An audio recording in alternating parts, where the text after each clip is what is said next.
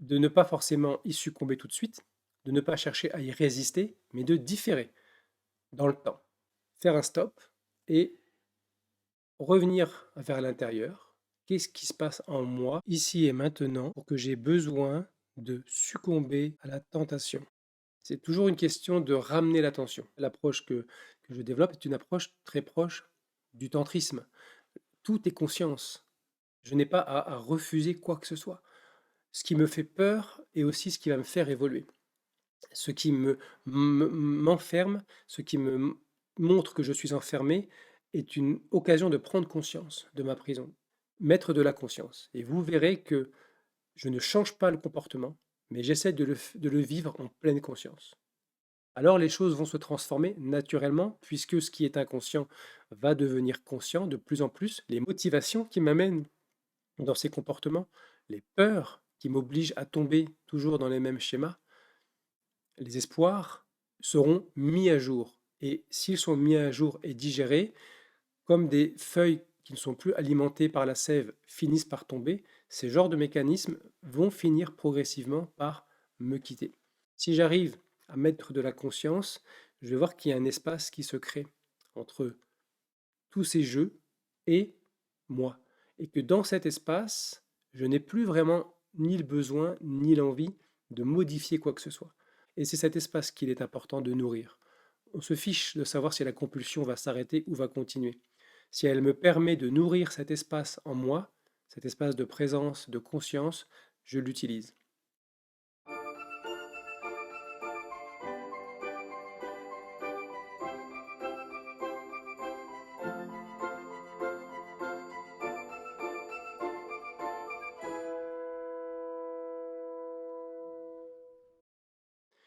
Bonjour à toutes et à tous. Faut-il lutter contre ces pulsions, ces compulsions, ces habitudes? C'est une question que j'aborde suite à un témoignage. Donc nous allons découvrir ensemble ce témoignage qui pose une question vraiment pertinente et vraiment importante et souvent dont la réponse est extrêmement mal comprise. Parce que si la réponse était pleinement comprise, le chemin vers la libération serait beaucoup, beaucoup plus rapide et beaucoup plus aisé. Donc c'est un témoignage d'une personne qui participe à un groupe de travail sur l'énéagramme et qui m'envoie ce mail parce qu'il lui est difficile d'en parler pour l'instant en groupe. Et ça aussi, je vais aborder ce thème et nous allons découvrir ensemble, puisque vous avez vu que je ne réponds plus aux témoignages individuels par mail, je suis plus que débordé, donc il est nécessaire de faire certains ajustements. Et donc, si, comme elle le précise dans son témoignage, comme vous allez le voir, si le témoignage, vous acceptez que je puisse en faire une vidéo, ça me permet de concilier deux choses, continuer de proposer des vidéos et des matériaux pour l'évolution de chacun et chacune, tout en répondant aux témoignages pertinents. Et je n'ai pas reçu de témoignages que j'ai considérés comme n'étant pas pertinents jusqu'à maintenant. Donc, souvent, on a l'impression que peut-être c'est pas très important, c'est pas forcément intéressant, c'est pas pertinent. En général, c'est faux. C'est souvent beaucoup plus important que ce qu'on pourrait imaginer. Il y a beaucoup plus de matériaux que on pourrait le penser. Un témoignage d'une personne que j'ai appelée X2 pour bien distinguer cette personne de notre ami X qui a envoyé un paquet de témoignages que nous allons aborder. Mais auparavant, je vous propose, si vous le souhaitez, soutenir ce travail, soutenir cette chaîne, plusieurs possibilités. Vous pouvez faire l'acquisition de mon ouvrage en 2 tomes, L'énéagramme de la connaissance de soi à la réalisation de soi. Le tome 1 qui traite des 9 types, le tome 2 qui traite plutôt de l'évolution intérieure, de l'éveil spirituel. Vous pouvez aussi faire l'acquisition en ligne de la formation en 7 modules dont je vous offre le premier, les secrets de l'énéagramme, pour avoir une vision plus chirurgicale de chaque type. Qu'est-ce que chaque type tente d'incarner compulsivement, qu'il a perdu au plus profond de son expérience d'être. Vous pouvez aussi rejoindre la chaîne pour des vidéos beaucoup plus pratiques pour mettre en pratique ce dont je parle de manière théorique ici. Et nous pouvons attaquer sur le sujet du témoignage d'aujourd'hui qui concerne les compulsions, les choses que nous avons identifiées mais que nous n'arrivons pas à dépasser, dont nous n'arrivons pas à nous débarrasser. Que devons-nous faire? Est-ce que nous devons lutter contre ou pas? La réponse est à deux niveaux, et donc nous allons y venir. Mais avant ça, quelque chose que j'ai rajouté pendant le montage dont je n'ai pas parlé tellement c'était évident, mais ce qui va sans dire va toujours mieux en le disant. Ce que je décris dans cette vidéo, face aux pulsions, aux compulsions, n'est valable que pour les compulsions, on pourrait dire, acceptables. Si votre pulsion, c'est le viol, ou si c'est le meurtre, ou si c'est l'abus d'un enfant, il est évident que là, ça ne s'applique pas. Je parle de ces compulsions à manger, à boire de l'alcool, à consommer du cannabis, à avoir une vie sexuelle un peu débridée. Des compulsions qui ne sont pas pénalement répréhensibles et qui ne font pas de mal aux autres et à vous-même. Bien que ces compulsions, fatalement, ont tendance à nous nuire, mais c'est pas la même chose que de se tailler que de consommer un peu trop d'alcool ou trop de sexe. Il faut savoir discerner. Donc si les compulsions sont, euh, par exemple, viol, pédophilie, meurtre, etc., là, il faut vraiment consulter. Il faut se faire aider. C'est obligatoire. Moi, je parle des compulsions communément partagées par tout le monde et qu'on pourrait nommer acceptables, parce que les autres ne sont pas acceptables. Allô Ludovic, j'espère que tu vas bien, que tes vacances ont été ressourçantes. Merci de prendre soin. Tu nous reviens avec une vidéo qui interpelle dans les teintes de tes plus récentes. Donc là, elle parle de la vidéo qui est réservée aux membres, qui donne des outils plus concrets, les membres de la chaîne, qui donnent certains outils plus concrets d'exploration intérieure, de connaissance de soi et de libération, qui font suite à celle sur les personnes toxiques, donc qui a été accessible aux membres. Les vidéos sont accessibles aux membres souvent très à l'avance et elles sortent progressivement. Cette vidéo n'est pas encore sortie publiquement au moment où j'enregistre, mais normalement, dans le timing, quand elle sortira, celle-ci, l'autre sera déjà accessible. Et celle de l'ego qui pirate. Donc celle-là, elle est accessible. Comment l'ego pirate toute cette structure corps, âme, esprit, ces centres, pour sa propre survie au détriment de ma croissance intérieure et de mon épanouissement spirituel. Je peux vous renvoyer vers la vidéo sur l'ego qui pirate ici, pour les personnes qui ne l'ont pas vue, et la vidéo sur les personnes toxiques, normalement, si elle est en ligne, vous la voyez en haut. De toute façon, elles seront dans la description. Je reprends. Ça m'a donné le goût de me replonger dans la série D. Je les réécoute avec un tel intérêt, pourtant on dirait que c'est la première fois. Très intéressant.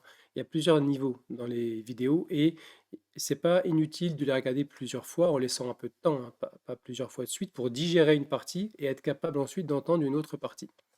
C'est un peu le processus que je tente de proposer sur cette chaîne, à savoir que ce n'est pas simplement des concepts. J'essaye de proposer un véritable travail intérieur. Donc si vous digérez une partie et que vous avez des prises de conscience qui émergent grâce à ça, un développement de l'être, vous pouvez ensuite entendre une autre partie de la vidéo que vous n'aviez pas entendue. Le niveau de savoir qu'on peut assimiler est toujours dépendant du niveau d'être. Si mon niveau d'être est ici et que je reçois un savoir qui est là, je ne vais assimiler que ce qui correspond. Mais si grâce à ça, j'évolue sur le plan de l'être, j'ai des prises de conscience, j'ai un épanouissement intérieur, des visions et des transformations grâce à ce que j'ai assimilé, mon niveau d'être augmente, et alors la fois d'après, je vais pouvoir assimiler un peu plus, et ainsi de suite. C'est le processus du travail intérieur.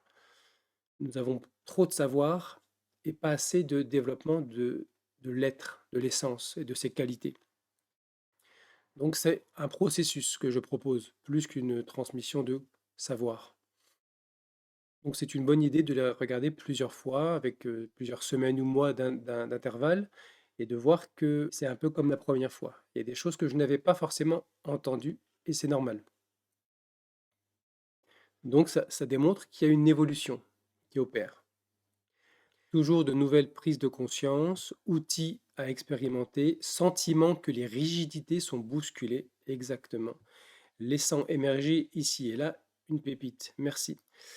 C'est ça, le but est de casser certaines représentations pour laisser émerger autre chose. Mais ça veut dire que chez la personne qui écoute, il y a une disponibilité, parce qu'on ne peut pas forcer. Là, il y a des personnes qui écoutent ces vidéos peut-être comme des nouvelles informations à recevoir, et puis ils passent à autre chose. D'autres, non. D'autres s'en servent comme outil d'exploration intérieure et donc d'évolution intérieure. Merci pour ton retour parce que ça, c'est pas la première fois, tu n'es pas la première personne. Ça encourage, en tout cas, ça confirme que l'objectif n'est pas une transmission d'informations sur l'énéagramme nouvelle. L'objectif est la proposition d'un travail grâce à un support nouveau, ces vidéos. Nouveau dans le sens où autrefois on passait plutôt par une transmission directe, voire par des livres. Là, j'étais absolument contre au début et je me suis laissé guider vers cette possibilité de créer un canal sur YouTube. Et ce genre de retour me permet de prendre conscience que ce n'était pas forcément une mauvaise idée. Je continue. Je t'écris concernant un point qui me pose question et que je ne suis peut-être pas encore prête à aborder moi-même devant un groupe. J'insiste toujours, si vous êtes dans un groupe de travail, la meilleure manière de travailler, c'est de déposer ça dans le groupe. Vous n'imaginez pas à quel point, justement parce que c'est difficile, c'est extrêmement productif. Et en plus, grâce au retour du groupe et aux prises de conscience que ça permet chez les autres qui vont évoluer et me renvoyer, j'évolue beaucoup plus vite si j'accepte de partager ça dans un groupe. Mais peut-être quand le moment sera venu, tu pourras partager tout ça en groupe. En lien avec ce travail débuté avec le groupe il y a quelques semaines et suite à ta dernière vidéo particulièrement, je me demande comment aborder les comportements compulsifs avec des substances. Alors là, j'ai ri intérieurement. Les substances, je parle de la nourriture, d'alcool ou du mari. Le mari est une substance. C'est intéressant parce qu'effectivement, il y a des attachements, des compulsions, et pas forcément sur des substances que j'ingère. Je suis attaché aux personnes que j'aime, mais l'amour et l'attachement sont deux choses différentes. Donc je plaisante, mais c'est très intéressant d'avoir cette lucidité, de voir une forme de compulsion et d'addiction, y compris aux personnes qui m'entourent. Est-ce que je suis vraiment libre? Est-ce que si cette personne disparaît demain, me quitte par exemple, est-ce que je serai entièrement dans la complétude et dans la plénitude ou est-ce que je serai abattu? J'ai besoin de mettre en lumière ces zones qui me sécurisent et de voir, de percevoir si je suis attaché et dépendant ou si je suis dans l'amour. Ce n'est pas la même chose d'être dans l'amour que d'être dans la dépendance affective, ce qui est très très difficile, extrêmement difficile, mais possible. En ce qui me concerne aujourd'hui, on pourrait dire que je suis une épicurienne sage et sans excès, ce qui n'a vraiment pas toujours été le cas. Donc il y a eu possiblement des abus. Et aujourd'hui, il y a, si j'ai bien compris, je me fais plaisir avec ceci, avec cela, mais il y a moins d'excès. J'ai mon micro qui fait des siennes, j'espère qu'il se coupe tout seul, j'espère que ça n'a pas nui à tout ce que j'ai dit jusque-là. Cependant, au niveau du ressenti, la racine est bien là, aussi vive, imposante et avide. Alors c'est intéressant parce qu'on pourrait plutôt penser au type 7, mais ça reste à voir. Les comportements ont l'air tout à fait inoffensifs, mais impossible pour l'instant de ne pas céder à l'un et ou à l'autre. Alors ça, c'est intéressant. Par exemple, c'est pas parce que je ne suis pas alcoolique ou complètement dépendant de la drogue ou du sexe que j'en suis libre. Il y a un apaisement parce que ça me travaille moins, mais quand ça me travaille, je ne peux rien faire. Je me sens impuissant. C'est déjà une grande lucidité. Parce qu'on pourrait se dire, oui, mais je maîtrise parce que de temps en temps je le fais, de temps en temps je le fais pas. C'est une lucidité de voir que quand ça se présente, je suis un peu euh, obligé de succomber. Il y a cette force de l'avidité, du désir qui m'oblige à succomber. Donc impossible pour l'instant de ne pas céder à l'un et ou à l'autre, l'ego se nourrissant par vase communicant. L'ego se nourrissant par vase communicant. Oui, effectivement, il y a plusieurs stratégies de l'ego et plusieurs domaines dans lesquels il va se nourrir avidement. Cela se déclenche le vendredi soir, à la fin de ma semaine et pour la fin de semaine. Reprise d'un rythme dégagé de cette avidité le lundi et pour toute la semaine. Peut-être est-ce la recherche de fusion du syntonique, sans doute. C'est intéressant parce que pour l'instant, je crois comprendre que la semaine de travail permet de donner un cadre qui apaise ces compulsions. Mais dès que le week-end arrive, ces compulsions reviennent. Donc il faut imaginer comment ça se passe si je suis en congé ou si je suis à la retraite, si je n'ai plus ce soutien de mon travail qui occupe peut-être mon esprit. Ça fait vraiment penser au 7. Tant que j'ai de la stimulation, ça va. Et quand j'en ai plus, je suis en recherche avide de stimulation. Pourtant, il m'a semblé que tu as parlé du type 9 à un moment.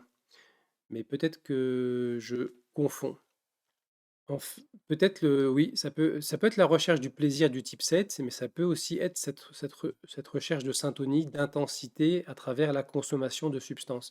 Ça peut être aussi le 9 qui a notamment conservation, qui s'abandonne et qui s'oublie dans la nourriture, en fusionnant avec la nourriture, parce que le 9 a un côté syntonique de toute façon. Donc là, on a des pistes vers le 9 et le 7. En fait, je réalise que ma pulsion de rester à la maison pendant ce temps, dans mon environnement, avec mes animaux, est aussi forte que l'appel à la consommation de substances. Ça, c'est très intéressant. Est-ce que l'appel à rester à la maison permet à ma structure psychologique de se rassurer parce que je sais que je vais avoir accès à cette consommation de substances autant que je veux, que je ne vais pas subir la frustration ou le manque. Et là, on est bien dans le 7 ou dans le 9 conservation. Donc, est-ce que je reste à la maison pour pouvoir bénéficier de ces substances et de ce dont j'ai besoin pour me rassurer à volonté, par peur de manquer, de ne pas avoir accès à ce dont j'ai besoin quand j'en aurai besoin, ou est-ce que c'est une autre pulsion, comme quelqu'un qui serait de sous-type conservation, de vouloir rester à la maison? Sous-type conservation ont tendance à aimer vraiment rester à la maison, pas trop sortir. Cela va ensemble, d'accord? Oui, exactement, ça va ensemble. Les substances doivent pourtant se rajouter au plaisir. C'est une pulsion très forte, ma récompense. Je me sens avide de retrouver ma bulle précieuse. Ça peut être effectivement soit le neuf conservation qui s'identifie tellement à la nourriture ou à la substance qu'il ingère, on l'appelle appétit, le neuf conservation, qu'il se crée une bulle. Quand il mange, c'est comme si le monde autour n'existait plus. Mais ça pourrait très bien être le 7 conservation ou syntonique. Je n'en bouge pas pendant 2 jours. Je ne sors que très peu. Là, ça pourrait effectivement pointer le sous-type conservation. Je me désiste fréquemment à la dernière minute, ne m'engage dans aucun projet avec d'autres personnes à l'avance. Là, on peut aussi imaginer le 9, hein. Toujours effectivement le 9 conservation qui a des fois l'idée et projette certaines choses, je vais sortir ce week-end, je vais faire ça, et plus l'échéance avance et moins il en a envie, plus il se dit finalement je suis vraiment très bien à la maison, j'ai pas du tout envie de sortir, et je peux me désister fréquemment, souvent à la dernière minute, parce que plus l'échéance approche et moins j'ai envie d'y aller, moins j'ai envie de sortir.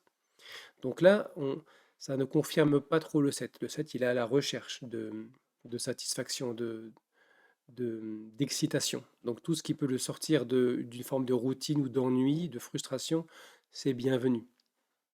Mais ça dépend. Un set conservation ou un set syntonique peut préférer rester chez lui à fumer par exemple du cannabis ou à boire que de sortir. Donc là, en tout cas, on pointe bien deux types avec un besoin d'identifier le sous-type. Ce qu'on peut déjà clairement définir À mon avis, c'est que concernant le sous-type, nous avons un sous-type qui est actif, un sous-type qui vient au service du sous-type actif et un sous-type qui est réprimé. Exactement comme les centres et exactement comme les instincts pour les personnes qui suivent depuis un moment. Donc les sous-types, c'est-à-dire les domaines de la vie dans lesquels je me manifeste, le domaine de tout ce qui touche à la conservation, la survie du corps, chez moi, rester à la maison, accumuler de la nourriture, des biens matériels, tout, tout ce qui touche de près ou de loin à mon corps, ma nourriture, mes ressources financières, alimentaires, la nourriture, manger, etc. Tout ce qui touche au sous-type social, le besoin de relation, et ensuite tout ce qui touche à la relation duel, la relation de couple, voire l'intensité, vivre l'intensité dans la vie, sous-type syntonique. Je devrais avoir une manifestation équilibrée dans ces trois domaines. Or, il y en a un qui attire beaucoup plus mon attention. Par exemple, je veux rester à la maison, vraiment. Ce que j'aime, c'est rester à la maison tranquille. Ou alors, c'est la syntonique. J'ai besoin de fusionner avec quelqu'un, avec quelque chose. J'ai besoin de vivre une intensité. J'ai besoin de relations duel très intenses ou de beaucoup de relations duel. Ou alors, j'ai besoin absolument d'appartenir et d'avoir une place, d'exister dans un groupe, sous-type social. Et un deuxième sous-type du coup qui vient simplement conforter mon premier, et un troisième qui est complètement réprimé. Là, on peut déjà imaginer, on peut déjà émettre l'hypothèse que le sous-type social est celui qui est réprimé. Le, le besoin de contact ne se fait pas sentir. Quelqu'un qui aurait un sous-type social prédominant, voire au service, il va utiliser le groupe. Donc, je travaille la semaine, mais le week-end, j'ai envie de sortir. J'ai envie d'aller voir des amis, j'ai envie d'aller au musée, j'ai envie de voir du monde, de faire partie d'une association, etc. Peu importe. Là, on a l'impression que ça, c'est plutôt réprimé. J'ai ma dose la semaine et que le week-end, je ne veux pas voir de monde, je ne veux pas sortir de chez moi. Ça pourrait indiquer un sous-type conservation dominant avec un sous-type syntonique qui vient soutenir ce sous-type conservation ou l'inverse. Ça donne déjà une piste, ça exclut pour moi un sous-type.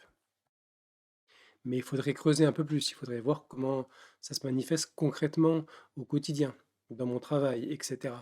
À première vue, je dirais sous-type conservation en premier lieu, surtout le 9 qui est déjà un type syntonique et le 7 qui est déjà aussi par nature un type syntonique. Donc la syntonie, elle est normale. Et en deuxième lieu, le sous-type syntonique qui vient au service du sous-type conservation. Je veux me plonger dans les substances pour pouvoir m'endormir encore plus et vivre une forme d'intensité, mais tranquille, chez moi, à la maison. En tout cas, l'un est au service de l'autre, c'est sûr. Ou bien je le fais et je regrette un peu trop dramatiquement et je suis toujours pressé. Alors là, c'est intéressant. Ça pourrait faire penser au 4 aussi. Le 4 qui aime bien être en retrait, qui aime bien rester dans son monde intérieur, dans une forme d'intensité. Donc là, on peut identifier un triangle 7, 4, 9. Mais je pencherai plus pour les autres types, 7 et 9. Et suis toujours pressé de revenir, l'impression d'avoir sacrifié un précieux moment à la maison. Là, ça peut faire penser au type 9, vraiment, au 9 conservation d'ailleurs. Bon, c'est pas ce qui m'a été demandé de nommer le type, mais c'est tellement évident que ça permet pour la personne, pour toi et pour les autres personnes, de pouvoir aussi avoir des choses concrètes auxquelles identifier, qui leur permettent d'identifier leur type. De dire, tiens, effectivement, moi aussi, je me vois de cette manière, ou alors je me croyais cette, mais je me vois pas du tout comme ça. Ça aide aussi à éclaircir un petit peu la compréhension du fonctionnement de chaque type. Je comprends qu'à cette étape, il n'est pas avisé de continuer à tenter de comprendre et justifier. Je comprends qu'à cette étape, il n'est pas avisé de continuer à tenter de comprendre et justifier. Non, effectivement, ça ne sert à rien. Comprendre et analyser ou justifier pour rester dedans, ça n'a aucun intérêt. En tout cas, ça peut être intéressant pour le moi, mais ça n'a aucun intérêt pour évoluer. Alors là, on arrive dans le vif du sujet, dans le vif de la question. Alors quoi? Je me force à sortir avec des amis même sans envie. Je, ne force, je me force à ne pas consommer pour laisser émerger le malaise et faire le travail de ressenti. Là, c'est la question fondamentale. je vous renvoie à ce dont j'ai déjà parlé, à savoir l'observa- l'observation de soi est un outil précieux de la quatrième voie. Maintenant, ça dépend. Est-ce que mon objectif est un travail psychothérapeutique où je veux améliorer et puis me libérer de mes compulsions? Auquel cas, euh, ce que je vais dire n'est pas valable. Je peux essayer de trouver des solutions pour me libérer de mes compulsions, si elles sont vraiment dramatiques. Si par exemple je fume du matin au soir et que je suis complètement déconnecté de la réalité ou que je ne peux pas m'empêcher de boire, mais ça ne me semble pas être ton cas, ça n'est pas ce que tu décris. Donc le problème n'est pas la compulsion en elle-même, l'alcool, ceci, c'est de se voir à ce point esclave des compulsions. Donc là, on n'est pas dans un travail de euh, centré sur la compulsion elle-même, mais sur ma dépendance à quelque chose d'extérieur contre lequel je ne peux pas lutter. On est plutôt dans un travail intérieur. Donc je rappelle les 7 conditions selon Nicolas Tereshchenko. Je vous renvoie vers son livre si vous souhaitez approfondir. Il y a vraiment des clés dedans. Il y a 7 conditions indispensables pour une observation de soi correcte et profitable. L'auto-observation doit être exécutée. Premièrement, sans critique ni jugement. Je ne critique pas ce que j'observe chez moi et je ne juge pas. Deuxièmement, sans essai de changement ni de contrôle. Je n'interviens pas. Troisièmement, sans analyse. Donc, je n'essaie pas d'analyser pourquoi je fonctionne comme ça, de quoi ça vient, est-ce que c'est à cause du stress, est-ce que c'est à cause de mon enfance, de telle situation. Je ne fais pas intervenir le, le mental. Donc, dans ces 3 conditions, on voit qu'il ne faut surtout pas analyser, ni critiquer ou juger, et ni chercher à modifier quoi que ce soit. Ne pas intervenir et ne pas critiquer, ne pas essayer de comprendre et d'analyser. Au moment présent, c'est pas après coup, c'est pas le soir même ou le lendemain, ou même 5 minutes après, ou même quelques secondes après. Sinon, on est dans l'introspection. Je reviens et j'essaye de comprendre et d'analyser certaines choses. L'observation de soi n'est pas une introspection, c'est autre chose. Et souvent, on a tendance à confondre. Et on pense que l'introspection va nous aider à changer, pas de manière radicale et profonde. Au moment présent, 5 avec l'autoprésence ou le rappel de soi. On a déjà parlé, c'est ce qu'on aborde plus dans les groupes de travail. Mais c'est la clé, c'est pourquoi il l'a souligné. Sans cette présence à soi-même, cet état de rappel de soi installé, il n'y a pas d'observation de soi. Il y a analyse ou introspection. Il n'y a pas de véritable observation. Avec tous les organes des sens possibles. Donc vous comprenez bien que ça n'est pas mental, c'est pas quelque chose qui fait intervenir l'intellect ou le mental. On fait intervenir l'intellect par sa capacité d'attention, mais pas d'analyse, pas de prendre les données, comme dit M. Grosjean, sur l'appareil formateur pour les mettre ensemble et les comparer. On ne cherche pas à comparer, analyser, juger, intervenir. On cherche à être attentif et vigilant en utilisant tous les organes des sens, ce que je sens, enfin, olfactivement, ce que j'entends, ce que je goûte, ce que je vois et ce que je sens corporellement. Donc c'est plutôt un travail avec le corps et les organes des sens qu'avec l'intellect. Tout le temps et partout. C'est-à-dire que l'observation de soi, idéalement, doit se pratiquer à longueur de journée, être constamment en vigilance pour observer comment je réagis à telle situation. Non pas pourquoi, mais comment je réagis, quelle situation est venue m'affecter, qu'est-ce qui en moi a été affecté, comment ça se manifeste, etc. C'est le travail que nous faisons dans les groupes. Pourquoi ce détour vers ce texte de Nicolas Tereshchenko auquel je souscris à 100% et qui décrit bien les modalités d'une véritable observation de soi, c'est par rapport à cette question. Est-ce que je me force à sortir avec des amis, même sans envie, ou est-ce que je me force à ne pas consommer pour laisser émerger le malaise et faire le travail de ressenti? J'ai dit qu'il y avait une réponse à 2 niveaux. À un certain niveau de développement intérieur, et d'acquisition d'une maîtrise intérieure, je peux euh, me forcer à sortir avec des amis, même si je n'ai pas envie. Je peux me forcer à ne pas consommer de substances qui me donnent envie pour pouvoir laisser émerger tout le malaise et justement éprouver consciemment ce malaise. Mais au point de départ, je ne peux pas. Monsieur Gurdjieff disait qu'il fallait accumuler du matériel. Accumuler du matériel, c'est multiplier ces instants d'observation de soi, de vision objective de soi-même, ces insights, on pourrait dire, ces prises de conscience qui viennent progressivement amener une autre vision des autres, du monde et surtout de moi-même. Parce qu'il s'agit de soi-même. Donc plus j'ai ces prises de conscience qui s'accumulent, plus l'évolution devient possible. Donc au début, j'ai besoin de ne rien faire, d'accumuler du matériel. Comment? Eh bien en observant. Qu'est-ce que c'est qu'observer? Il ne s'agit pas simplement de constater, tiens, j'ai telle addiction.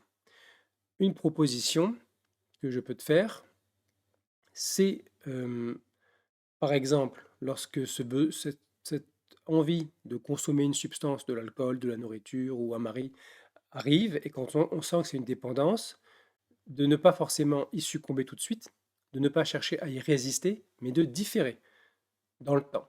C'est-à-dire quelques dizaines de minutes, quelques minutes, même quelques secondes. C'est-à-dire, tiens, j'ai l'envie d'aller prendre un verre une bière, je stoppe et j'observe en moi. Qu'est-ce qui a envie? Qu'est-ce qui a besoin? Qu'est-ce que ça cache? Avec les outils que je propose dans les groupes ou dans les vidéos réservées aux membres. Je ne peux pas en parler trop publiquement parce que justement, l'efficacité de ces outils les rend d'une certaine part dangereux pour des personnes qui ne sont pas prêtes à laisser remonter ces matériaux et qui forceraient un petit peu la porte et qui seraient seules et non accompagnées pour digérer tout ça. Et j'en ai vu énormément. Donc,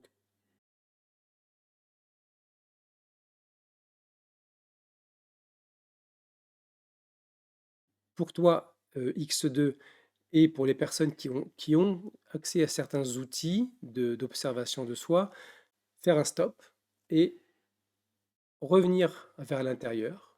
Qu'est-ce qui se passe en moi, ici et maintenant, pour que j'ai besoin de succomber à la tentation? C'est toujours une question de ramener l'attention. Donc je fais un genre de stop, je crée un petit choc dans mon fonctionnement. J'ai envie, j'ai pas envie, je résiste, je succombe. C'est tiens, ok, je vais succomber parce que je ne modifie pas. Mais je vais juste prendre un laps de temps entre les deux pendant lequel je vais essayer de visiter mon intériorité pour éprouver, sentir, ressentir et percevoir ce qui se passe. Je peux me poser la question, pourquoi j'ai besoin de cette substance? Qu'est-ce qui en moi a besoin de cette substance? Qu'est-ce qui se cache comme motivation pour que je fuis la réalité ici et maintenant et que j'ai besoin de me trouver en contact avec cette substance? Qu'est-ce qu'elle va m'apporter? Je peux questionner. Je ne cherche pas à analyser, je ne cherche pas à savoir, à comprendre. Je cherche plutôt à aller voir à l'intérieur ce qui émerge en moi. S'il y a un malaise, je peux me dire, tiens, et si j'autorisais ce malaise, qu'est-ce qui se passe? Est-ce que je peux simplement, plutôt que de fuir le malaise, parce que tu parles de malaise, essayer de me dire que je peux accepter, je peux faire l'expérience de ce malaise. Je n'ai pas besoin de le changer. C'est une des aspects de l'auto-observation. Je ne change rien. Si j'éprouve quelque chose de l'ordre d'un malaise et que je veux le faire taire par une consommation, je suis en train de changer mon expérience. C'est pas grave, je peux le faire parce que je ne modifie pas non plus mon besoin compulsif de faire taire cette expérience. Mais je m'autorise, je me donne la possibilité pendant quelques secondes ou quelques minutes de faire l'expérience de ce malaise. Si je sais que dans une minute ou deux, j'accepterai de succomber à la tentation, je suis un peu plus rassuré, je peux essayer de faire face à ce malaise. Après, c'est quelque chose qu'on peut travailler dans les groupes ou sur des consultations individuelles. Parce que souvent, tout est fait en nous pour nous éviter de rester dans le présent. Parce que rester dans le présent, ici et maintenant, nous oblige à contacter nos sensations, nos ressentis, qui sont parfois extrêmement désagréables, nos perceptions, nos pensées. qui sont extrêmement désagréables et en plus de laisser remonter toutes ces sensations et émotions que j'ai refoulées depuis probablement mon enfance. C'est extrêmement difficile. Et si je ne suis pas sécurisé par quelqu'un qui me dit t'inquiète pas, voilà comment il faut faire, qui m'accompagne, et c'est très difficile. Seul, c'est extrêmement difficile. Il faut un courage et une volonté d'acier pour pouvoir le faire seul. Parce qu'on laisse alors remonter des matériaux inconscients très très difficiles à accepter et très difficiles à digérer. Pourtant, c'est le chemin. Je ferai une vidéo sur le mot vitriol, parce que vitriol, c'est ce qui sépare le grossier du matériau qu'on veut extraire, c'est ce qui purifie, c'est ce qui nettoie, et c'est aussi le symbole de l'alchimie interne. Ça veut dire visite l'intérieur de la terre, rectifie et tu trouveras la pierre cachée, en latin. C'est exactement ce qu'il faut faire, visiter l'intérieur et rectifier, c'est-à-dire réaligner ces trois centres et séparer les éléments grossiers, retirer les éléments grossiers pour garder les éléments les plus subtils, retirer les compulsions, les matériaux refoulés, les émotions refoulées, les sensations refoulées, pour pouvoir retrouver ce que j'ai caché, ce que j'ai enseveli derrière tous ces matériaux refoulés qui sont devenus inconscients. Séparer l'inconscient du conscient, faire revenir l'inconscient à la conscience. Ces moments dans lesquels je suis un petit peu face à des compulsions et où je me vois sont des moments extraordinaires pour faire ce travail. Sans ces moments-là, je ne peux pas faire le travail. J'ai besoin que des situations viennent déclencher certaines peurs, qui déclenchent en retour des mécanismes de compensation pour pouvoir y faire face. Mais je ne me fais pas violence. J'y fais face quelques secondes, quelques dizaines de secondes. Si je suis à l'aise, quelques minutes. Et je me laisse aller. Mais je reste en présence. Lorsque je vais, par exemple, chercher de l'alcool, un verre d'alcool, je reste en présence. Je me sens moi-même. Comment je me sens quand je vais prendre ce verre d'alcool? Qu'est-ce qui se passe à l'intérieur quand j'y vais, quand je décide d'y aller? Qu'est-ce qui se passe quand je le prends? Qu'est-ce qui se passe quand je le bois? Rendre conscient ces mécanismes inconscients. Plutôt que d'essayer de s'en débarrasser, j'ai besoin de mettre de la conscience dedans. C'est tout le travail, c'est ce que je dis à longueur de vidéo, rendre conscient ce qui est inconscient. Mes mécanismes inconscients ne peuvent subsister et continuer à fonctionner que parce qu'ils sont inconscients. S'ils deviennent conscients, ils s'arrêtent. C'est physique, c'est obligatoire.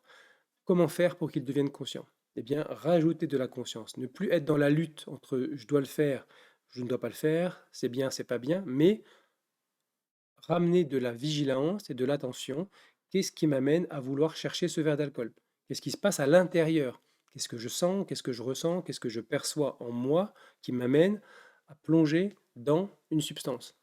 J'attends un petit peu avant de succomber. Et puis je succombe. Qu'est-ce qui se passe en moi quand j'ai décidé? Est-ce que je sens un soulagement? Ou est-ce qu'au contraire, il y a une culpabilité? J'observe. Et puis qu'est-ce qui se passe quand je prends? Quand je bois? Qu'est-ce qui se passe à l'intérieur? Comment je me sens? Comment je me ressens? Qu'est-ce que je perçois en moi? Ça demande une vigilance, une présence à soi-même. Qu'est-ce qui se passe quand j'ai fini? Est-ce que je me sens bien, apaisé, coupable, frustré, etc. Mettre de la conscience. Et vous verrez que je ne change pas le comportement, mais j'essaie de le vivre en pleine conscience.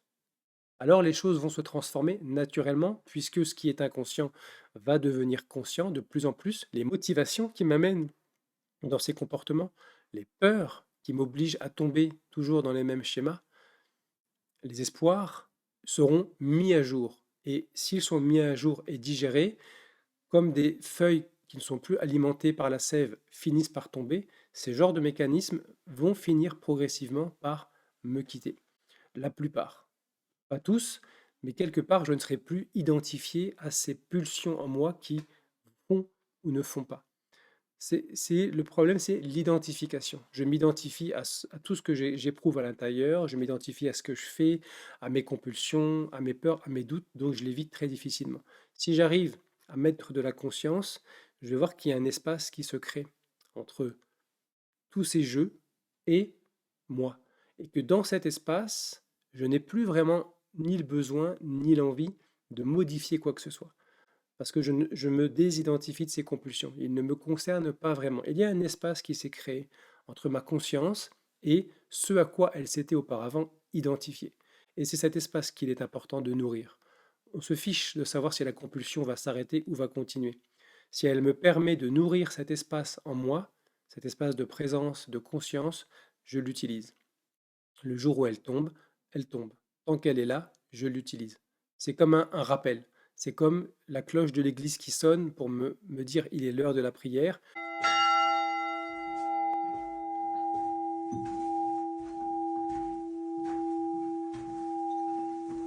ou les muezzins qui appellent à la prière. Je considère tous ces comportements mécaniques, toutes ces difficultés que je rencontre dans la vie, toutes ces choses qui me mettent en inconfort, comme des cloches qui sonnent et qui me disent c'est l'heure de revenir à la prière. La véritable prière, c'est un état de présence à soi-même, de communion avec soi-même et avec le monde. Donc c'est un rappel. Chaque fois que je vois cette substance, je ne me dis pas ah je retombe encore, je dis tiens, c'est l'occasion d'exercer ma vigilance, ma présence et de m'observer moi-même, et de mettre à jour des motivations inconscientes, des peurs, des attentes, des projections. Donc il n'y a rien à changer. Quelque part, l'approche de Monsieur Gurdjieff, je trouve, et c'est en tout cas l'approche que je développe, est une approche très proche du tantrisme. Tout est conscience. Je n'ai pas à refuser quoi que ce soit. Ce qui me fait peur est aussi ce qui va me faire évoluer. Ce qui m'enferme, ce qui me montre que je suis enfermé, est une occasion de prendre conscience de ma prison. Et je ne peux me libérer que si je prends conscience. Donc j'utilise absolument tout ce qui émerge dans mon expérience, à l'extérieur ou à l'intérieur, par exemple ces compulsions, pour être. Si je suis addict au sexe, je ne peux pas faire autrement, j'essaye de le faire, mais en ramenant l'attention vers moi et vers ce qui me motive. Pourquoi j'ai besoin de telle sexualité ou de telle forme de sexualité? Qu'est-ce que je vais y chercher? Qu'est-ce que je tente d'apaiser en moi? Qu'est-ce que je tente de faire naître en moi? J'observe. L'attention et la vigilance sont la clé. Ne plus se laisser aller mécaniquement à ses compulsions, mais se laisser aller consciemment à ses compulsions.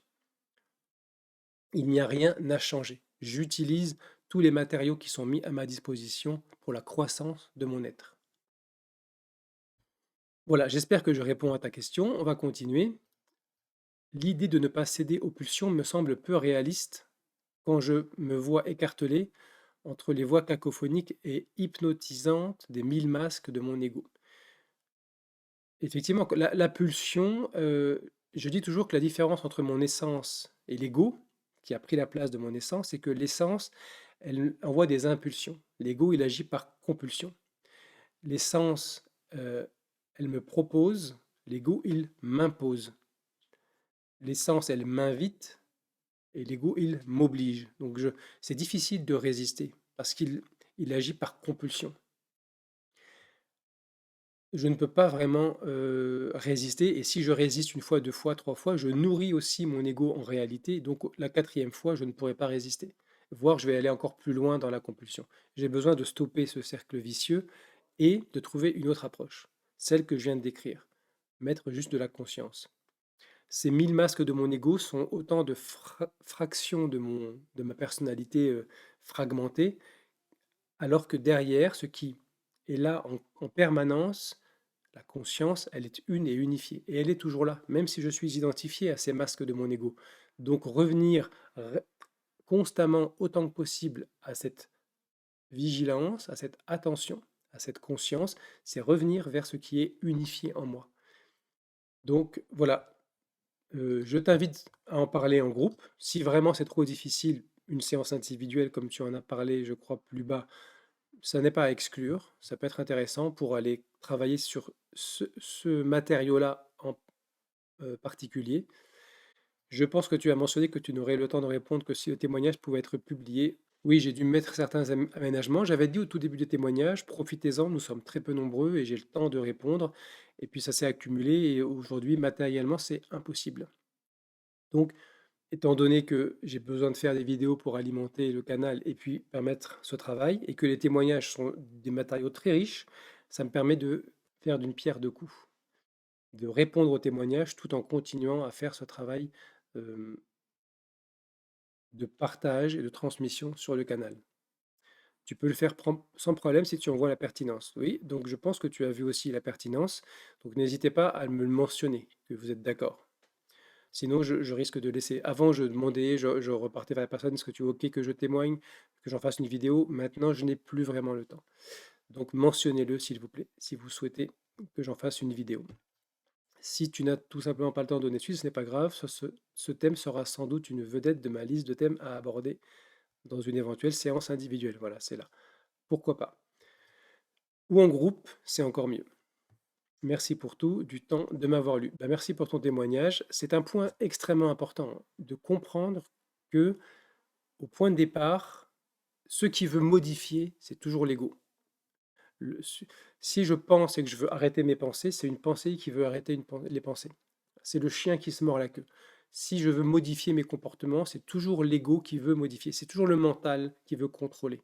Donc, ça nourrit la bête en réalité. Donc, j'ai besoin de stopper et de dire stop, j'arrête de vouloir modifier, j'arrête de vouloir repousser, j'arrête de vouloir rechercher une expérience particulière, j'arrête de vouloir l'interpréter et j'essaie de prendre conscience de comment je fonctionne, d'en prendre conscience, pas de le savoir, pas de l'analyser.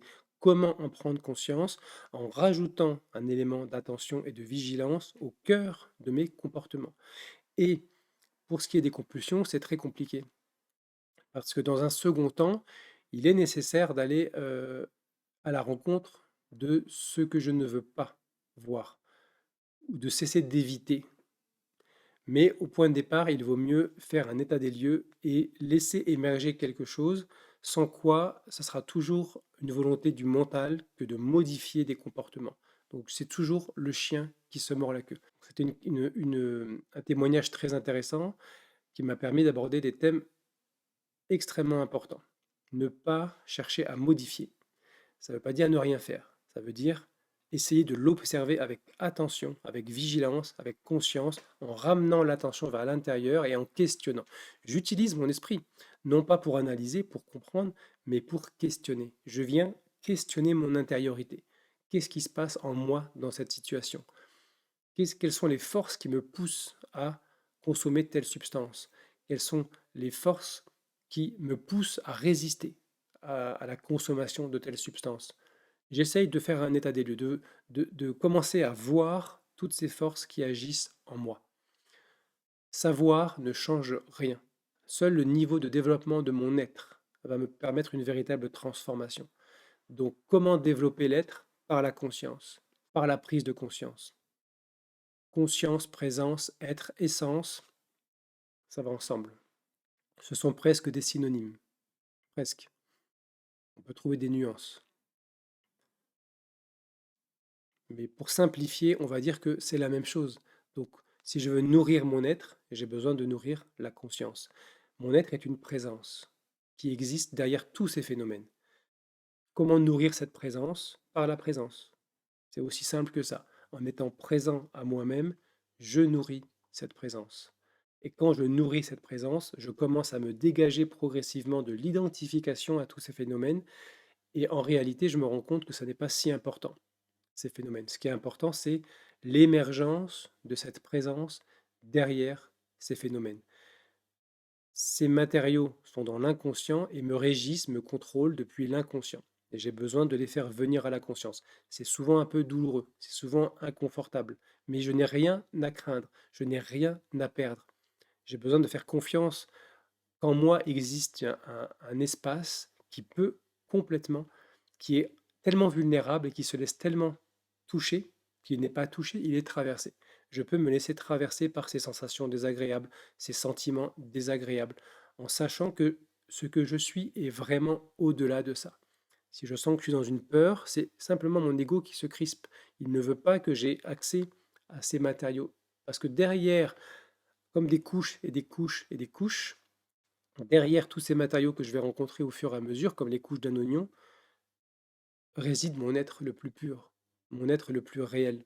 Et donc, cet ego qui a pris le contrôle en moi, au point de départ pour me protéger de ces traumatismes peut-être trop violents, de ce que j'ai dû mettre en place pour réprimer, et de ce qui m'a obligé à réprimer mon être. Donc, au point de départ, j'ai créé une structure pour me protéger Mais cette structure, quand j'ai envie de redevenir ce que je suis, elle m'en empêche. Elle fait son travail. Et donc, elle ne veut pas, d'autant plus que c'est sa propre survie qui est en jeu, elle ne veut pas que je fasse ce travail. Donc, je vais ressentir beaucoup de peur, beaucoup d'inconfort, beaucoup de malaise à aller visiter l'intérieur de la Terre, mon intériorité. Pas en m'asseyant sur une chaise et en méditant, mais dans les situations de la vie telles que tu les décris ici, telles qu'elles sont décrites ici. Je suis face à un moment où je suis chez moi, j'ai une compulsion à aller boire, je sens que je ne suis pas libre et je me vois je souffre peut-être de cet esclavage, mais je ne change pas. Je mets de la conscience.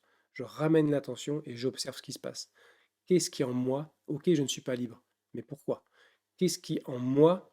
Quelles sont les forces? Est-ce que je peux les contacter? Est-ce que je peux aller à leur rencontre? Quelles sont les forces qui m'obligent à succomber à telle ou telle tentation?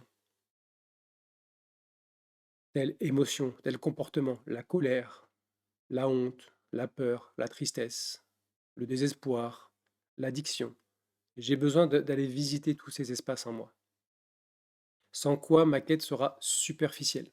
Je vais avoir des moments quand je vais méditer ou que je ferai des stages, des moments d'éveil, la porte s'ouvre, mais elle se referme. Tant que les obstacles à cette porte ne sont pas digérés, n'ont pas été rendus conscients, je ne peux pas accéder de manière durable à un éveil intérieur. C'est impossible. Je vous souhaite une bonne fin de journée et une bonne digestion de tout ça. À bientôt.